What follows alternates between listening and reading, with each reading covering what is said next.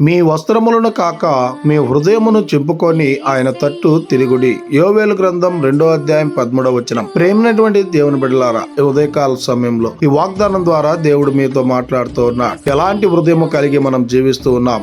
ఈ లోకానుసారమైనటువంటి హృదయం నువ్వు కలిగి జీవిస్తూ ఉన్నావా? పైకి ఒక రకంగా, లోపల ఇంకొక రకంగా నువ్వు జీవిస్తూ ఉన్నావా?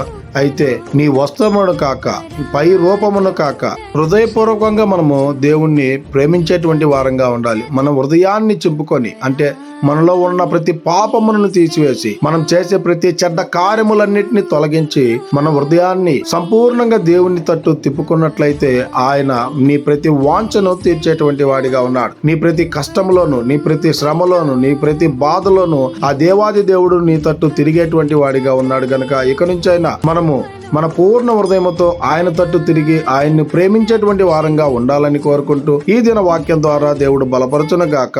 ఆమేన్. ప్రార్థన. మమ్మల్ని మిక్కిలిగా ప్రేమిస్తున్న ప్రియా పరలోకమందున్న మా తండ్రి, మీకే కోట్లాది వందనాలు, స్తుతి స్తోత్రాలు ప్రభా. ఈ ఉదయకాల సమయంలో ఈ వాగ్దానం ద్వారా మీరు మాతో మాట్లాడినందుకై మీకే కోట్లాది వందనాలు, స్తుతి స్తోత్రాలు. అయ్యా, ఎంతమంది అయితే ఈ వాక్యాన్ని విని ఉన్నారో వారందరి జీవితాల్లో మీ కార్యాన్ని నెరవేర్చండి. అయ్యా, వారి పై రూపమును కాక వారి హృదయమును మీరు లక్ష్య పెట్టినటువంటి దేవుడిగా ఉన్నారు గనక అయ్యా, మా వస్త్రమును కాక మా హృదయమును చింపుకొని మా ప్రతి పాపమును తీసివేసి మీ తట్టు తిరిగేటువంటి వారంగా మేము ఉండలాగున జ్ఞాపకం చేసుకోమని, ప్రతి హృదయాన్ని ప్రతి బిడ్డకు అనుగ్రహించమని ప్రార్థన చేస్తూ వారి ప్రతి అవసరమును, ప్రతి కష్టమును, ప్రతి బాధను మీరే చూచి వారి హృదయము తట్టు మీరు తిరిగి వారిని ఆశీర్వదించమని యేసుక్రీస్తు పరిశుద్ధ నామమున అడిగి మరి ప్రార్థిస్తూ ఉన్నాం తండ్రి.